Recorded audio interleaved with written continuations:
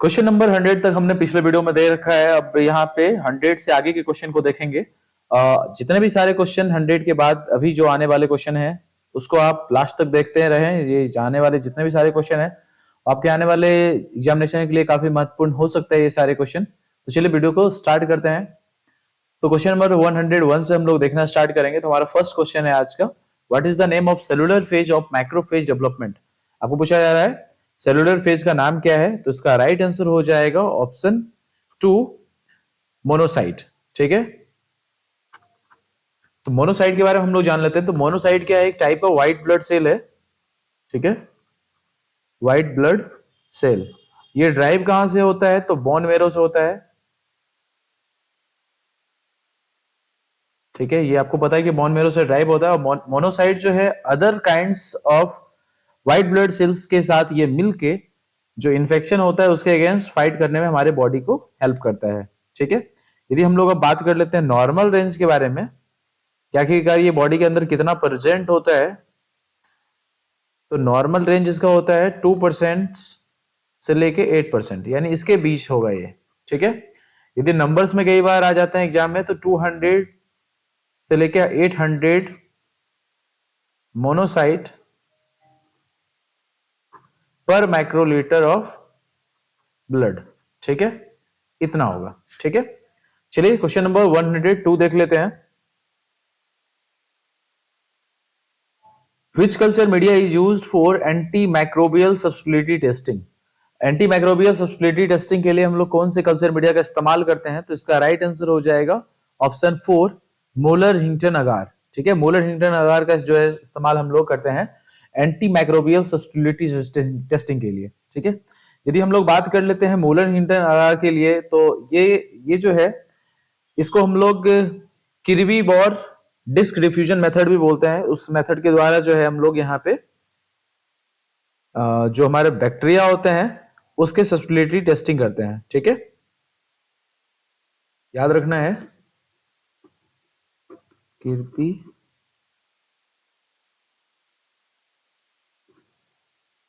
Diffusion method.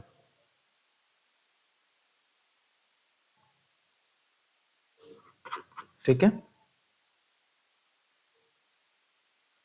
चलिए question number 103 देख लेते हैं। क्वेश्चन नंबर 103 में पूछा जा रहा है dash refers to overall level of immunity in a community and relevant to control a epidemic disease.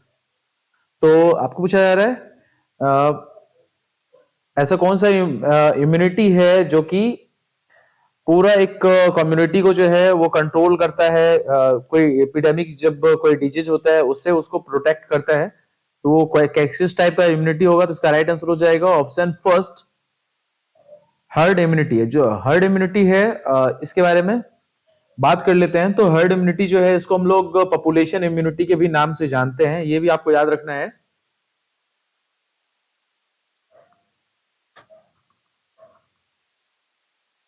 ठीक है, अब इसमें क्या होता है कि ये जो इम्यूनिटी होता है ये जब कभी वैक्सीनेशन होता है या कभी प्रीवियस इन्फेक्शन के डेवलपमेंट की वजह से ये इम्यूनिटी जो होता है वो लोगों के अंदर डेवलप हो जाता है। और ये क्या करता है, एपिडेमिक कभी कोई एपिडेमिक होता है तो उससे लोगों को बचाने में ये हेल्प करता है, प्रोटेक्ट करता है।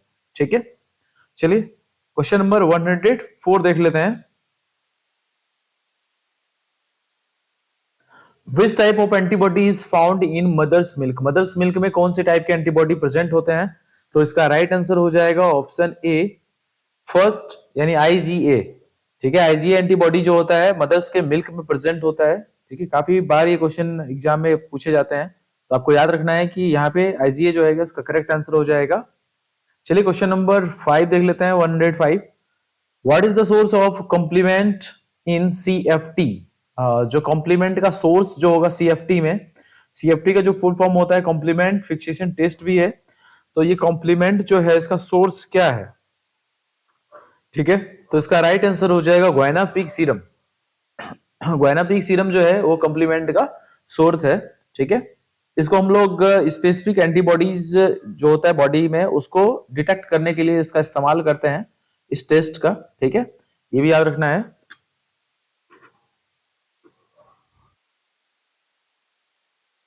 The complement fixation test is used to detect the presence of specific antibodies in the patients serum.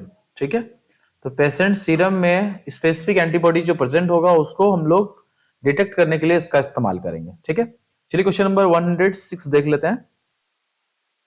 Question number 106, who discover anthrax bacillus. आपको पूछा जा रहा है एंथ्रेक्स बैसिलस को डिस्कवर किसके द्वारा किया गया, तो इसका राइट आंसर हो जाएगा option 2, Robert Koch. Robert Koch के द्वारा जो है एंथ्रेक्स बैसिलस को डिटेक्ट किया गया। एंथ्रेक्स बैसिलस के बारे में हम यदि बात कर लेते हैं तो ये ग्राम पॉजिटिव बैक्टीरिया है। ठीक है, ग्राम पॉजिटिव और रॉड सेफ। ठीक है, ये भी याद रखना है।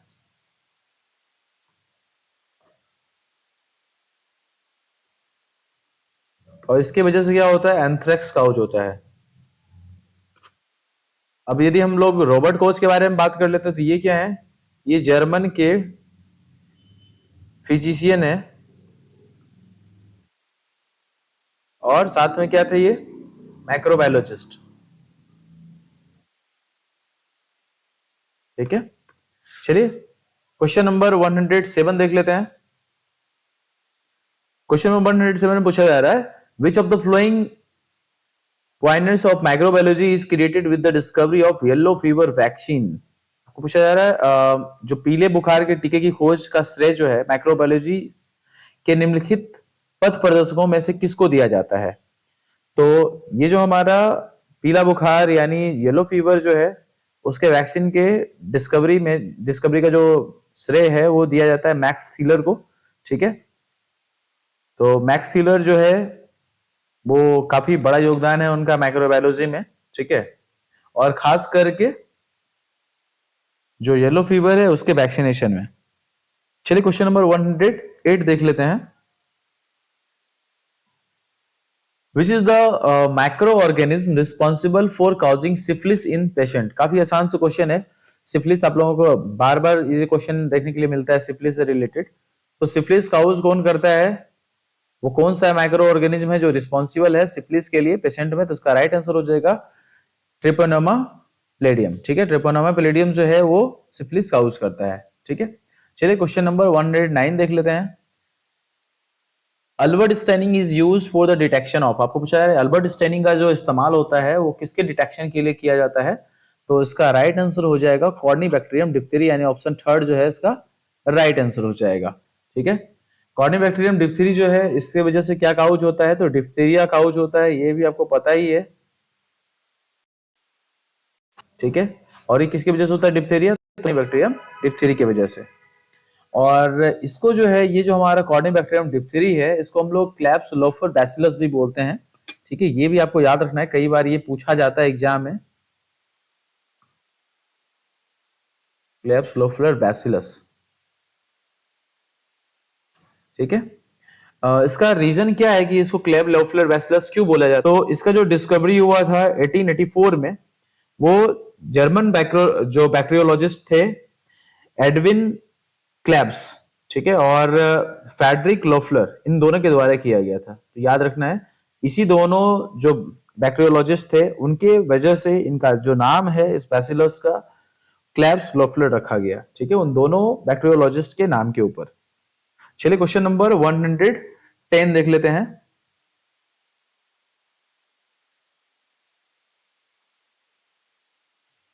Which microscope is used as a beam of electron focused by magnet। आपको पूछा जा रहा है वो कौन सा माइक्रोस्कोप है जिसमें हम लोग बीम ऑफ इलेक्ट्रॉन इस्तेमाल करते हैं फोकस करने के लिए। ठीक है, तो इसका राइट आंसर हो जाएगा इलेक्ट्रॉन माइक्रोस्कोप। नाम से पता चल रहा है इलेक्ट्रॉन का इस्तेमाल किया जा रहा है यहाँ पे।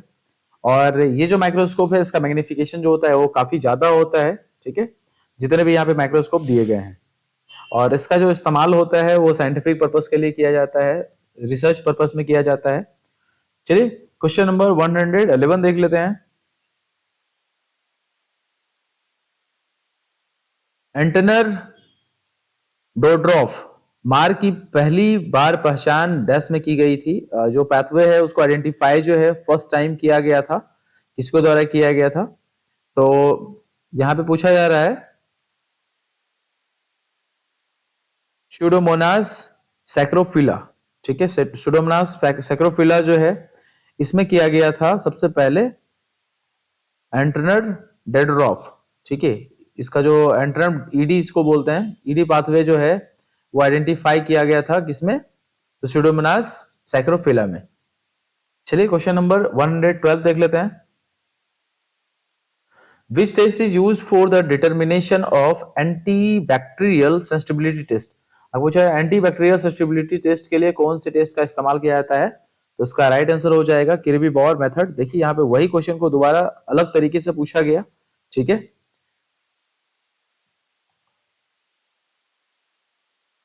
चलिए क्वेश्चन नंबर 113 देख लेते हैं। Why are structural details of live bacteria not clear in light microscope? पूछा है जो लाइट माइक्रोस्कोप है उसमें जो स्ट्रक्चरल डिटेल है वो लाइव बैक्टीरिया का वो क्लियर नहीं दिखाई देता है। तो इसमें इसका रीजन क्या हो जाएगा? लैक ऑफ कॉन्ट्रास्ट, यानी कॉन्ट्रास्ट की थोड़ी कमी होती है उस वजह से। ठीक है, चलिए क्वेश्चन नंबर 114 देख लेते हैं। Sporulation of bacteria occurs at, जो स्पोरुलेशन होता है बैक्टीरिया का यानी बीजाणु जनन जो होता है वो कौन से स्टेज पे होता है? तो इसका राइट आंसर हो जाएगा स्टेशनरी फेज। स्टेशनरी फेज पे जो होता है वो बैक्टीरिया का क्या होता है? स्पोरुलेशन होता है। अब यदि हम लोग फेज, जितने भी फेज दिए हुए हैं, लेग फेज, लॉग फेज और डिक्लाइन फेज, इन सब के बारे में थोड़ा थोड़ा समझ लेते हैं। ठीक है, काफी बार इससे क्वेश्चन अराइज होता है।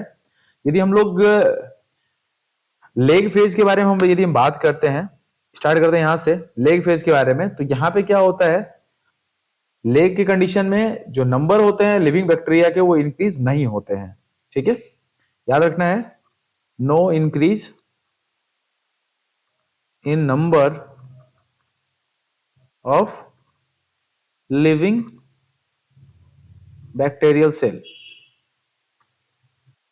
ठीक है, अब यदि हम लोग लॉग फेज के बारे में हम बात कर लेते हैं, तो लॉग फेज जो होता है वो इसमें एक्सपोनेंशियल इंक्रीज होते हैं।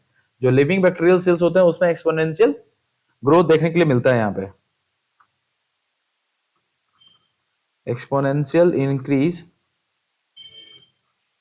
इन number of living bacterial cells. ठीक है, अब यदि हम लोग बात कर लेते हैं डिक्लाइन फेज के बारे में, तो डिक्लाइन फेज या डेथ फेज जो होता है इसमें क्या होता है? जो number of living bacterial cells जो होते हैं वो डिक्रीज होते हैं। यानी यहाँ पे एक्सपोनेंशियल इंक्रीज के जहां पे एक्सपोनेंशियल डिक्रीज कर सकते हैं आप।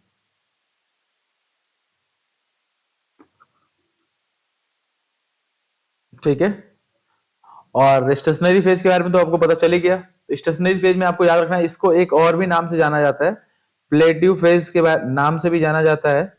इसमें क्या होता है? जो नंबर होते हैं लिविंग बैक्टीरिया के,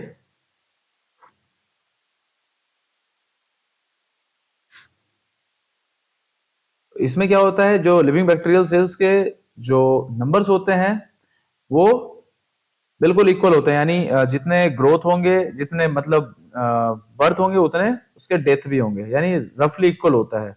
सेल डिवीजन और डेथ वो रफली इक्वल, याद रखना है। Cell division, cell division and death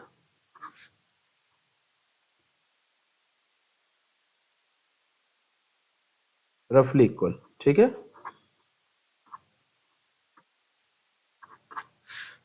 चलिए क्वेश्चन नंबर 115 देख लेते हैं। Acidophiles can be enriched by, acidophiles जो होगा वो इनरिच्ड होगा, तो उसमें क्या होगा? एसिडोफाइल्स में lowering the pH of the media, यानी जो पीएच मीडिया में कम कर दिया जाएगा, तो वहां पे एसिडोफाइल्स जो होंगे वो इनरिच्ड होंगे। ठीक है, क्वेश्चन नंबर 116 देख लेते हैं। Double zone beta haemolysis is the characteristics of, जो डबल जोन बीटा हेमोलाइसिस जो है वो किसकी विशेषता है? तो उसका राइट आंसर हो जाएगा क्लोस्ट्रीडियम परफेरेंजेंस। जो क्लोस्ट्रिडियम परफेरेंजेंस जो है उसमें क्या होता है, डबल जोन बीटा हेमोलाइसिस होता है, ये उसका कैरेक्टरिस्टिक्स है। चलिए क्वेश्चन नंबर 117 देख लेते हैं। Drug of the choice for Neisseria meningitidis infection, Neisseria meningitidis infection के लिए ड्रग्स ऑफ द चॉइस कौन सा होगा, तो पेनिसिलिन। ठीक है, पेनिसिलिन इसका ड्रग ऑफ द चॉइस होगा, किसके लिए, नेजेरिया मेनिंजाइटिस के लिए। क्वेश्चन नंबर 118 देख लेते हैं। One of the standard strain used in routine anti microbial testing, anti microbial testing में कौन से स्टैंडर्ड स्ट्रेन का इस्तेमाल किया जाता है, तो इसका राइट आंसर हो जाएगा स्टेफ ऑरस ATCC 25923। ठीक है, चलिए क्वेश्चन नंबर 19 देख लेते हैं। 119, the anaerobic spore forming gram positive bacilli, जो anaerobic spore forming gram positive bacilli है वो कौन सा होगा, तो इसका राइट आंसर हो जाएगा क्लोस्ट्रिडियम। ठीक है, याद रखना है जो क्लोस्ट्रिडियम है वो anaerobic spore forming gram positive bacilli है। चलिए क्वेश्चन नंबर 120 आज के लिए लास्ट क्वेश्चन। तो which biosafety level is used to deal with micro organism such as mycobacterium tuberculosis, mycobacterium tuberculosis, जैसे कि माइकोबैक्टीरियम ट्यूबरक्लोसिस है उसी तरह कौन से बायोसेफ्टी लेवल में इसका इस्तेमाल करेंगे, इसको डील करने के लिए, माइक्रो ऑर्गेनिज्म को डील करने के लिए, तो इसका राइट आंसर हो जाएगा बायोसेफ्टी लेवल 3। ठीक है, देखिए ये जो बायोसेफ्टी लेवल है वो इन चीजों को मद्देनजर रख के बनाया जाता है कि वो जो भी कंटामिनेशन है वो कितना ज्यादा घातक है, कितना डेंजरस है, उसके अनुसार से उसको बायोसेफ्टी लेवल में डाला जाता है। ठीक है, तो चलिए आज के लिए बस इतना ही रहने देते हैं। नेक्स्ट वीडियो में और भी अच्छे अच्छे क्वेश्चन के साथ फिर से हाजिर होंगे, तब तक के लिए बाय बाय, टेक केयर।